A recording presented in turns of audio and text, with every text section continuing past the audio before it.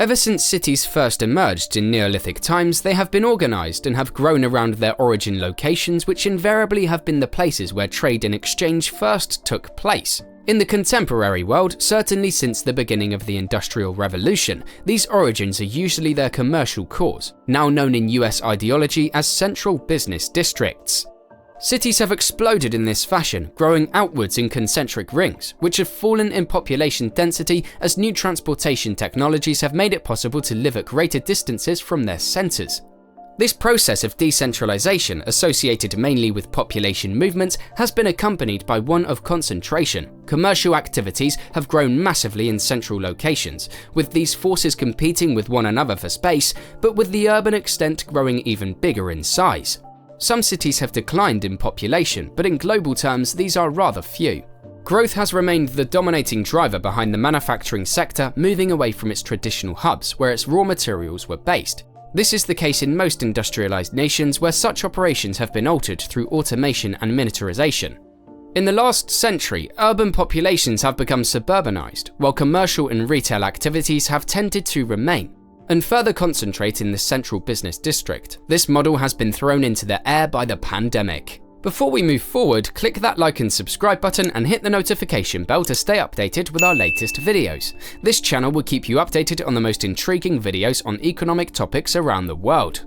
In early 2020, when COVID-19 first struck, most governments mandated non-essential workers, which in Great Britain, for example, constituted about 80% of the population, to work from home for long periods. As the pandemic waxed and waned, this would have been impossible had the world economy not become global, based on largely service-orientated and highly automated manufacturing production.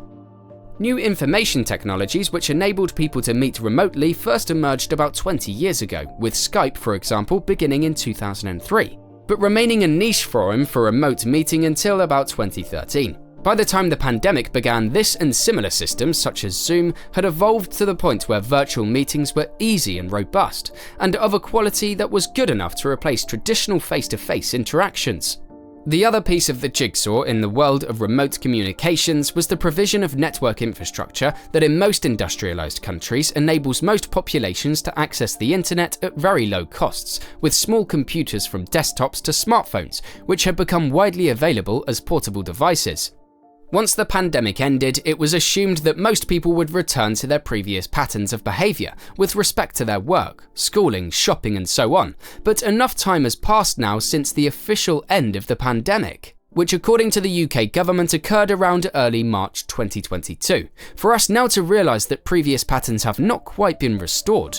The evidence about new patterns of mobility so far is still subjective, taken largely from phone apps and one-off local surveys, for not enough time has elapsed for the various official censuses to have resumed their previous cycles. In fact, the UK population census did take place on April 6, 2021, but this was in the heart of lockdown, and the Office of National Statistics are still getting to grips with the responses, particularly to questions pertaining to such data as the journey to work. In London, the Centre for Cities has monitored the return to work with various sample surveys that show that the return in central London is such that 50% of workers are now only coming into the office 3 days a week, down from just over 4 days before the pandemic. In the report, it says 2 days in the office is the most popular working pattern, but half of workers are in at least 3 days per week. This hybrid mode of working appears to be the new normal, but it is contingent on the fact that the impact of the pandemic and its ending is still working itself out. In some respects, it might well be that the pandemic has simply forced the pattern for working from home to become established, and this was already in prospect using new conference and internet software such as Zoom. In short, the long-awaited working from home that was predicted many years ago, almost before the internet was even thought about, is coming to pass. There is substantial subjective evidence that a sea change in where and when we work is happening. At least in bigger cities. You can sense this if you live in the right places in a big city centre like London, simply by observing the traffic on the road system, by the numbers of people frequently visiting coffee shops and restaurants and pubs, particularly on the dead days of Mondays and Fridays, when people now take a very long weekend. The passenger numbers on buses and trains or public transport have declined dramatically with respect to travel to the densest parts of the city. Transport for London report that by May 2023, passengers on the tube throughout Greater London were back to nearly 90% of early 2020 levels, but in the centre, these had only recovered to about 75% of these pre-pandemic volumes. In terms of physical form and building occupancy, if you walk through the financial quarter in London, the rate of vacant spaces and offices is clearly visible. In fact, it is more noticeable in retailing, but currently nearly 10% of offices are vacant, where for the 5 years before the pandemic, the vacancy rate hovered around 6%. There is little doubt that this is not going to change substantially until the economy comes back to pre-pandemic levels of growth, but factored into all of this are changed behaviour patterns in terms of working from home, which are complemented by a massive shift to online retailing. If you walk from the Museum of London to the Cathedral, virtually every building now appears vacant, with some even being vacant before the pandemic began. Paternoster Square in front of the cathedral has lost all its retail and all the offices bounding the square appear empty. Substantial refitting is currently underway and some has been completed, but commercial uses have not yet returned. It is hard and costly to turn these buildings into residential homes, and thus the future is very unclear when it comes to what large central business districts will look like in 10 years' time if the current economic condition continues. Much of the same, if not deeper in impact, seem to be the case in Manhattan, where some 17% of office space is vacant, rising to 25% in the Wall Street area.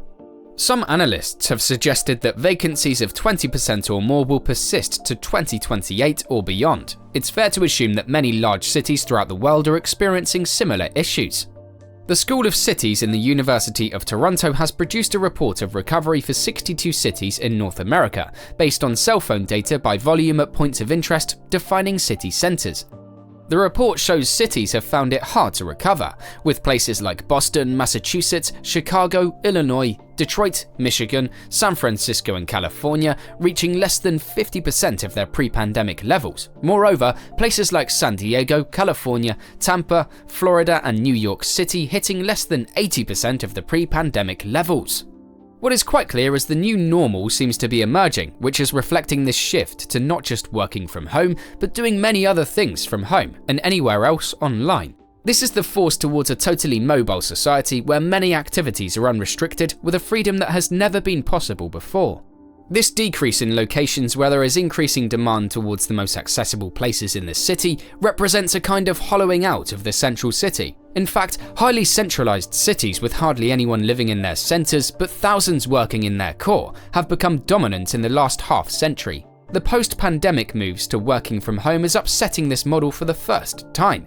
When anyone can work from anywhere, distance will no longer act as the same arbiter of location than it previously has.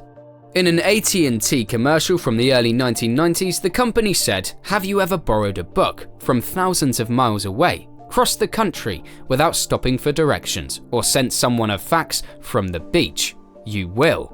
The post-pandemic city is enshrined in this image of the future, which has already come to pass and defines our present. It is in fact the hollowed-out city. But what will this be like? It may well be not so different physically from our current fascination with high-rise towers in the most accessible places. Much of it will depend on what we value as to where we locate. And it is entirely possible that current trends in the inner city and downtown living will continue and reinforce the current pattern of the rich dominating central locations and the poorer groups living on the edge. The post-pandemic city is likely to be a city for the rich where the poor are squeezed out to the edge, like other modern-day cities such as Paris. Some would say most big cities in the industrialized world have reached this point already. Like all predictions before, it is an enormous challenge to explain what is happening and an even bigger one to speculate on the morphing of the internet-enabled future city in the longer term. What do you think about this transition from the traditional cities we've all known to love or hate? Do you think cities will make a comeback, or will they continue to be diluted within the internet world? We invite you to share your thoughts, perspectives and questions in the comments below, and don't forget to like, share and subscribe.